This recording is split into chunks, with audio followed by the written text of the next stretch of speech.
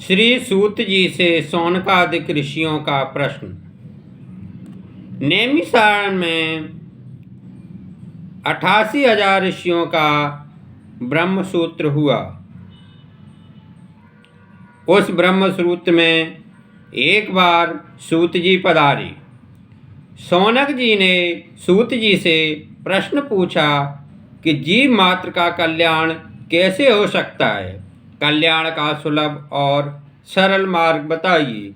मनुष्य मात्र के कल्याण का उपाय बताइए। कलयुग के शक्तिहीन मनुष्य भी जिसका उपयोग कर सकें, ऐसा कोई साधन बताइए। इस कलयुग के मानव मंद बुद्धि और मंद शक्ति के हैं, सो कठिन मार्ग नहीं अपना सकेंगे। कलयुग के मनुष्य भोगी होने से मंदबुद्धि कहे गए हैं। कलयुग के मानव ऐसे भोगी हैं कि एक ही आसन पर बैठकर 8 घंटे ध्यान नहीं कर सकती। वे अपने को चतुर मानते हैं, किंतु व्यास जी ऐसा मानने को तैयार नहीं है।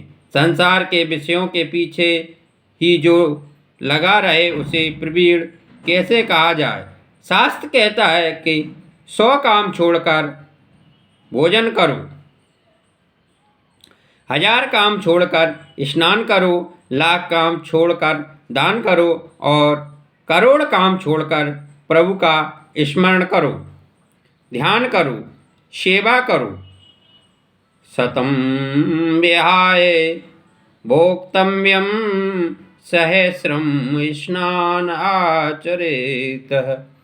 लक्षं विहाय दातव्यं कोटि त्यक्त्वा हरिं भजेत।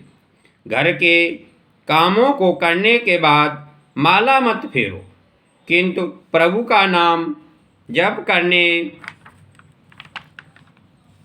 के बाद सब काम करो। करोड़ों काम को छोड़कर भगवान का स्मरण करो।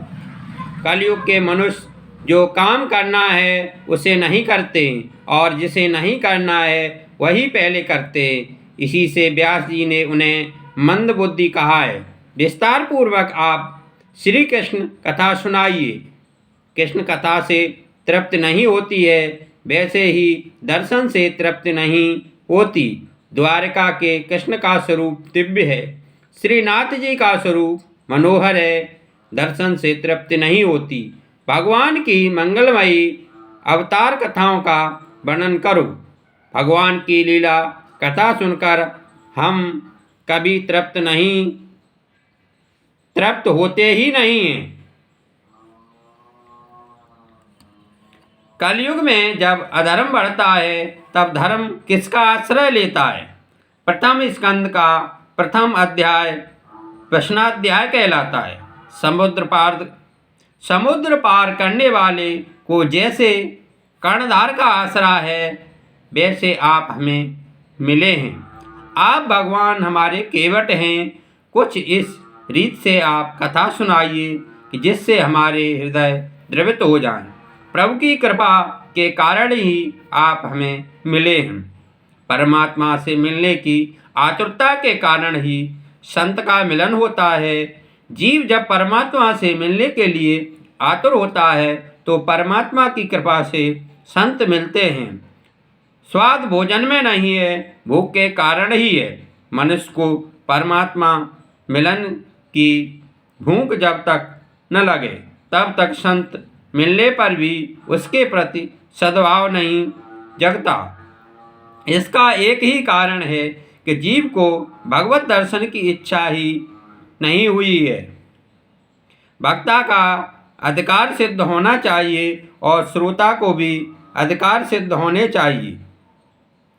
श्रवण के 3 प्रधान अंग हैं। पहला, श्रद्धा। श्रोताओं को चाहिए कि वे मन को एकाग्र करके श्रद्धा से कथा सुने। दूसरा, जिज्ञासा। श्रोता को जिज्ञास होना चाहिए। जिज्ञासा के अभाव में मन एकाग्र नहीं होगा और कथा का कोई असर भी न होगा।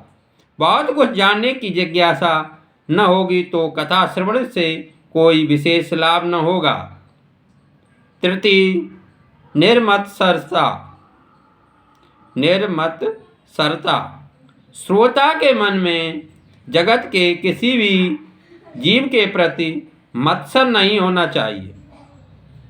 कथा में दीन और ब्रह्म होकर जाना चाहिए। पाप को छोड़कर भगवान से मिलने की तीव्र आतुरता की भावना से कथा श्रवण करोगे तो भगवान के दर्शन होंगे।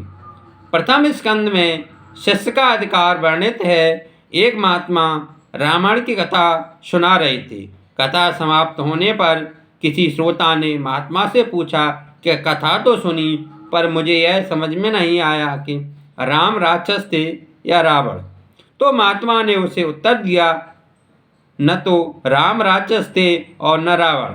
राक्षस तो मैं ही हूँ कि जो तुझे कुछ भी समझा न सका। हरि ओम। शांति शांति शांति।